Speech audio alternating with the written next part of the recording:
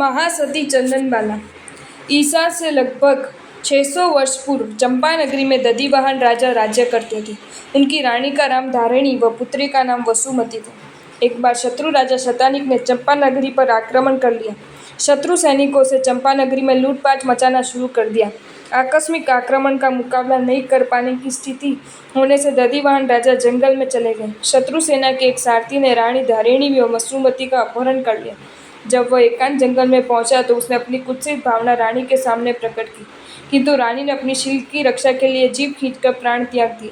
ये देखकर असहाय वसुमती का हृदय रो पड़ा और रथी को दृढ़ शब्दों में कहा, खबरदार जो मुझे छुए, अगर मेरे हाथ लगाए तो मैं भी माता के समान प्राण दे दूंगी। सारथी ने विश्वास दिलाया कि वह वसुमती के साथ बेटी के समान व्यवहार करेगा।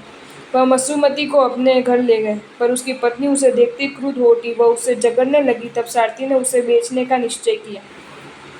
सारथी ने राजकुमारी को कौशाम्बी नगरी के बाजार में बेचने हेतु चौराहे पर खड़ा कर दिया। कौशाम्बी के सेठ धनवा ने मुंह मांगा दाम देकर वसुमती को खरीद लिया। उसके कोई संतान नहीं था, अतः सेठ वसुमती को अपनी पुत्री के समान स्नेह से रखने लगा। वह स्नेह से उसे चंदना कहकर पुकारता था।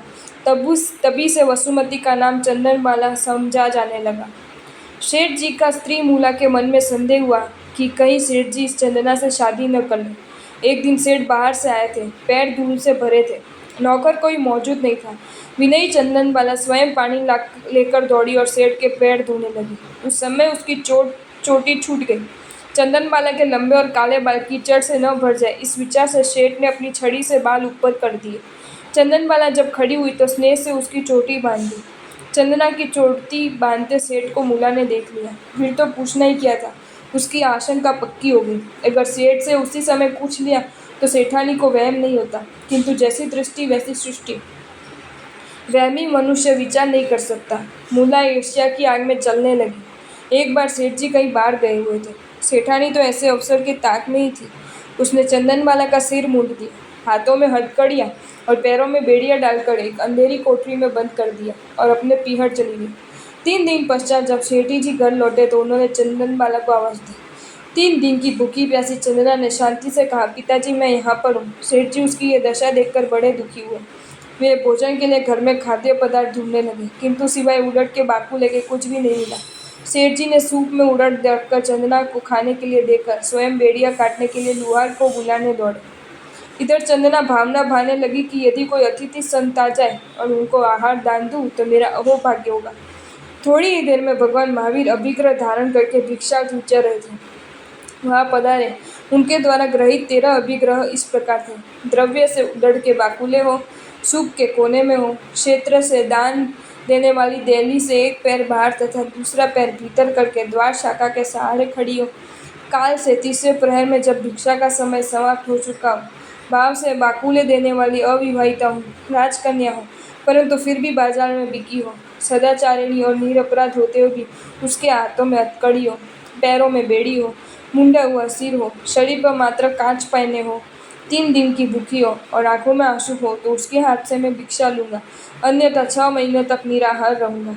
5 महीना और 25 दिन आहार किए बिना बीत चुके थे। संयोगवश भगवान उधर आ निकले। भगवान के दर्शन करके चंदनबाला के हर्ष की सीमा न रही। अभिग्रह की अन्य सब बातें मिल गई थी, पर एक बात, नेत्रों में आंसू की धारा न देखकर वे बिना भिक्षा लौट गए।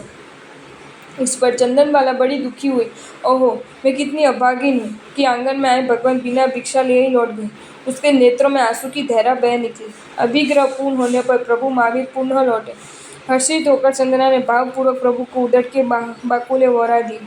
इस महान सात्विक दान के फलस्वरूप उसी समय देवताओं ने सोनैया व दिव्य पुष्प आदि की वर्षा की एवं उसकी बेड़ियाँ स्वयं कट गई और पुनः राजकुमारी सुंदर रूप में परिवर्तित हो गई। अहोदानम के नाद से समस्त आकाश गूंजने लगा। ये समाचार सुन सेठानी मूला धन को बटोरने के लिए आई तब देववाणी हुई, यह धन चंदनबाला की दीक्षा के समय काम आएगा। सेठानी ने चंदना के चरणों में गिरकर अपनी कुकृत्यों की माफी मांगी। कौशाम्बी के राजा व रानी भी वहाँ हैं। कौशाम्बी की रानी चंदना की मौसी लगती थी, अतः वह चंदनबाला को अपने साथ राजमहल ले गई। जब भगवान महावीर को केवल ज्ञान प्राप्त हुआ तब चंदनबाला ने दीक्षा ग्रहण की। 36,000 मुमुक्षु बहनें आपकी निष्ठा में दीक्षित हुई। साध्वी चंदनबाला ने एक बार कारणवशात उपाश्रम में विलंब से लौटने पर अनुशासन के नाते साध्वी मृगावती को बड़ा उपलब्धि है। इसके पश्चाताप की अग्नि में मृगावती जी ने अपने घनघोर घाती कर्मों को जलाकर उसी रात्रि में केवल ज्ञान प्राप्त कर लिया। उसी रात्रि में एक सर्प चंदन बालाजी की तरफ जा रहा था। तब उन्होंने चंदन वाले जी का हाथ एक तरफ कर दिया, जिससे उनकी नींद खुल गई और मृगावती जी ने इसका कारण पूछा। मृगावती जी ने कहा, सर्प जा रहा था। गुरु जी ने पूछा, घोर अंधेरी रात में आपको कैसे पता चला? क्या आपको विशेष ज्ञान प्राप्त हुआ है? मृगावती ने कहा, हाँ, आपकी कृपा से। गुरु जी ने पुनः आश्चर्य से पूछा, अप्रतिपाती या प्रतिपाती? मृगावती जी ने कहा, प्रतिपाती, यानी केवल ज्ञान। यह सुनकर चंदन बालाजी के मन में बड़ा पश्चाताप हुआ। वे स्वयं को धिक्कारने लगी कि मैंने ऐसी महान साध्वी जी को उपालंब दिया, केवल ज्ञानी की आराधना की। पश्चाताप करते करते चंदन बालाजी को भी उसी रात केवल ज्ञान की प्राप्ति हो गई। बहुत वर्षों तक संयम पाकर वे सिद्ध बुद्ध और मुक्त हुए। आपको ये वीडियो अच्छा लगा हो तो इसे लाइक करें और शेयर करें, और ऐसे ही नए नए वीडियोज़ देखने के लिए सब्सक्राइब करें हमारी channel Jain facts and stories को।